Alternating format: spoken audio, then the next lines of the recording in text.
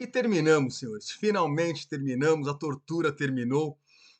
Peço desculpas a todos vocês por ter relembrado tudo isso e todos esses detalhes que grande parte da nossa torcida certamente se esforçou para esquecer ao longo desses anos. Eu certamente gostaria de ter esquecido, mas não consigo e não posso, né? São ossos do ofício para o historiador. Eu amo história, vocês sabem disso. E dizem que para que serve estudar história? Tem gente que fala que é inútil, que não serve para absolutamente nada, né? Pessoas de visão um pouco mais obtusa, né? Por que é importante conhecer a história e aprender com ela? Para que não se repitam certos erros. Mas mais do que isso, para que você seja capaz de identificar padrões, né? Aquele cara que estuda história, ele enxerga padrões. Ele percebe que sempre que uma sociedade faz isso, o resultado vai ser aquele. Que sempre que você comete tais e tais e tais erros, as consequências serão essas e essas e essas. É importante aprender com a história, né? Coisa que as pessoas não costumam fazer, né? É uma pena, como já diz aquela frase famosa, né? Um povo que não aprende, que não conhece a sua história, está fadado a repeti-la, né? Está condenado a fazer as mesmas asneiras repetidas vezes. Isso serve para o Corinthians em Libertadores. A história do Corinthians em Libertadores é a história da repetição de algumas asneiras, de algumas incompetências, de algumas coisas que insistem em se repetir. E eu, ao longo dessa série que eu fui gravando aqui para vocês, eu identifiquei alguns fatores, alguns pontos-chave que eu acho que são importantes dividir com vocês para a gente terminar, para a gente amarrar esse capítulo final, né? Acho que o mais importante de tudo são os malditos desmanches, né? Os desmanches que o Corinthians insiste em fazer, comportamento de time pequeno, comportamento de diretorias pequenas, medíocres, que ao longo da história fizeram isso. Ou seja, o Corinthians não prioriza chegar forte na Libertadores seguinte. O Corinthians monta times bons, ganha títulos nacionais importantes e vende jogadores. E claro, você chega fragilizado na Libertadores seguinte, né? Como eu já disse para vocês, em 96 já não tínhamos o Viola, não foi um desmanche, mas em 96 já não tínhamos o Viola, por exemplo. Em 2003, o Ricardinho já não joga. Né? Ou seja, percebe, o time de 2003 já não é exatamente aquele time campeão da Copa do Brasil de 2002. Em 2010, do time campeão da Copa do Brasil de 2009, o Christian, o André Santos e o Douglas já não estão no time. Né? Ou seja, é um outro time que joga em 2010. Já em 2011, o Corinthians é campeão brasileiro e mantém o time para a Libertadores de 2012. O que aconteceu? É coincidência? É sorte? Não é, percebe? Quando você tem como objetivo manter um time forte para ter resultado, o resultado vem, né? É, em 2016, o time que é eliminado pelo Nacional não tem nada a ver com o time de 2015, né? 2015, como eu disse aqui inúmeras vezes, vou falar pro resto da minha vida, porque é uma coisa que me deixa horrorizado. Em 2015, o Corinthians passa pelo maior desmanche da sua história como um vexame, né? 8 jogadores titulares são vendidos assim em meses, né? Então o Corinthians vai jogar 2016 desfigurado, né? Em 2018, o Jô já não tá, o Arana já não tá e o Rodriguinho já não está do time campeão brasileiro de 2017. Ou seja, padrão, né? Ou seja, a diretoria do Corinthians, as diretorias do Corinthians, mas a maioria dessas que eu citei já com esse grupo aí no poder, né? 2010, 2016, 2018, já estava toda essa turma aí. E o que eles fazem é isso, é desmanchar o time. Então, ou seja, eles não priorizam chegar forte na Libertadores no ano que vem. Não priorizam. E o resultado muitas vezes é catastrófico, né? Esse é um padrão que eu identifiquei. Um outro somos fracos em Libertadores. Carlos Amarília nos operou em 2006 contra o River no Monumental de Nunes. Em 2013, lá estava ele no Pacaembu apitando contra o Boca. Quer dizer, quem é que permite que isso aconteça, né? Nestor Pitana teve uma arbitragem tenebrosa em 2018 contra o Colo-Colo. Tenebrosa.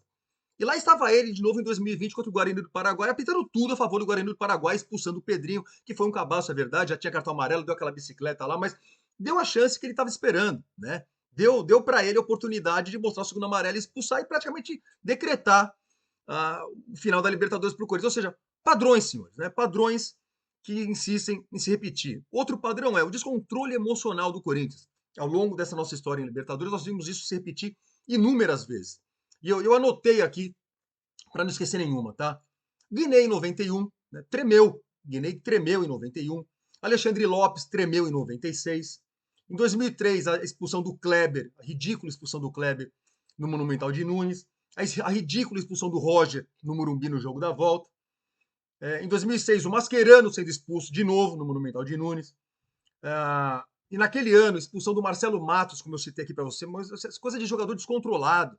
do Wendel contra a Católica, do Gustavo Neri contra a Católica, enfim, coisa de time descontrolado, jogadores que não têm controle emocional. O Corinthians nunca joga a tal da Libertadores com controle emocional. Tivemos algumas pouquíssimas exceções, 2012 é exatamente uma delas, né? Sem falar das falhas individuais de Coelho e Betão em 2006, ou seja, descontrole emocional e bizarras falhas individuais, aliás, são coisas que estão ligadas uma na outra, né? Em 2010, o Moacir fazendo um pênalti estúpido contra o Flamengo lá no Rio de Janeiro, por isso com o jogador a mais, a gente conseguiu perder o jogo com o jogador a mais. Em 2015, o seu Fábio Santos e o seu Jadson sendo expulsos contra o Guarani do Paraguai em casa, não dá para entender, além da falha do Cássio na cobrança de falta. Em 2020, aliás, não, a falha do Cássio foi no primeiro jogo lá. Isso, na cobrança de falta, um frangaço do Cássio, isso. Em 2020, o seu Pedrinho, que eu acabei de citar, sendo expulso, e a falha do Cássio, no meu ver, na cobrança de falta, a bola vai no canto dele. Enfim, são inúmeros, como vocês podem ver, os casos em que o Corinthians dá brecha porque parece que não tem a cabeça no lugar. Sempre tem um vilão, sempre tem um cara que faz besteira e falta controle emocional para o time. É a tônica do Corinthians e Libertadores, é outro padrão identificável que não deve ser muito difícil de melhorar e de trabalhar, né? Mais um é a covardia jogando fora de casa. E ainda mais no campeonato que tem o gol fora de casa, pelo menos tinha durante tanto tempo, né? O Tite em 2013. Em 2013 o Corinthians joga contra o Boca nas oitavas. 1-0 pro Boca. O Corinthians não faz gol. De novo o Tite, em 2015, o Corinthians vai jogar com o Guarani do Paraguai. 2-0 pro Guarani do Paraguai. O Corinthians não faz gol. Em 2016, contra o Nacional, 0-0 contra o Nacional. O Corinthians não faz gol, fora de casa. Osmar Loz, em 2018, era o técnico contra o Colo-Colo. 1-0 pro Colo-Colo. O Corinthians não faz gol. Thiago Nunes, em 2020, contra o Guarani do Paraguai, de novo 1-0 Guarani do Paraguai. O Corinthians não faz gol fora de casa. Rei de primeira fase, como nós identificamos, outro padrão identificável aqui. Logo nas oitavas pega um time pior, vai jogar fora e não faz gol. Né? E perde em casa, muitas vezes, por causa do gol fora de casa. Ou seja, é de uma incompetência atroz e de uma covardia enorme. Né? Essa coisa de jogar fora de casa querendo segurar o 0-0, querendo perder de pouco, é medíocre, né? Pro tamanho do Corinthians. Que isso mude, né? Que os próximos técnicos do Corinthians tenham coragem de, quando for sair pro jogo, sair para fazer o primeiro jogo fora, tentar fazer gol. Né? Não há futebol sem gol. Esses caras parecem ter um medo danado de tentar o gol fora de casa. Eu não estou falando contra o Boca só, estou falando contra potências como Guarani do Paraguai, como Colo-Colo, como Nacional e outros. Né? Enfim, é isso. Nossa história é essa. Isso faz com que tenhamos pouquíssimos bons momentos. Né? A história do Corinthians em Libertadores. Quais são os grandes momentos que o Corinthians tem em Libertadores? Eu anotei aqui, de novo, alguns para dividir com vocês. O primeiro que eu vivi, o Rosário Central, no ano 2000. Foi emocionante aquela eliminação. Nós eliminamos o Rosário Central em 2000 nas oitavas, nos pênaltis do Pacaembu. Foi um momento legal, mas nada demais, né? Contra a Católica em 2006, falei daquele jogo famoso contra a Católica lá em 2006, quando eles vencem o jogo de virada, com 2 jogadores a menos, enfim, espetacular. 2012 inteiro, né? Principalmente contra a Vasco, contra a Santos e contra o Boca. Em 2018, contra o Independiente lá, ganhamos de 1-0. Esse jogo foi sensacional. O Corinthians indo na Argentina e vencendo um time grande na Argentina no estádio dos caras. E claro, tirando o título de 2012, o maior deles, o maior momento deles, contra o Boca no ano passado, em 2022. Eliminar os caras lá na Bombonera foi sensacional. O que é pouquíssimo, né, senhores? Pouquíssimo. Como eu digo, é uma história paupérrima em Libertadores. E os motivos para isso eu acho que eu acabei de dar agora há pouco, né? Teve aquela contra o River também em 2005, pela Sul-Americana, pela Sula. Não citei porque era Sula, mas já que estamos falando em bons momentos sul-americanos do Corinthians aqui, naquele ano empatamos contra o River no jogo da ida no Morumbi 0-0. Perdíamos o jogo da volta até os 45 do segundo tempo, quando o Marinho empatou 1-1 e no gol fora de casa, olha o Corinthians finalmente se dando bem com o gol fora de casa, eliminamos o River lá no Monumental de Nunes. Legal pra cacete, né? Mas, como eu disse, pouco, né? Pouquíssimo, é muito pouco para a história do Corinthians. E é isso, senhores. É isso que eu tinha para falar para vocês. Encerramos aqui, portanto, essa série de 6 episódios contando a fraquíssima história do Corinthians em Taça Libertadores da América.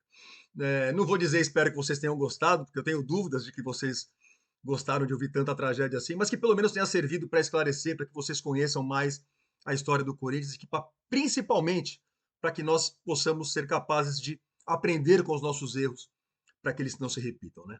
É isso aí. Abraço a todos e vai Corinthians!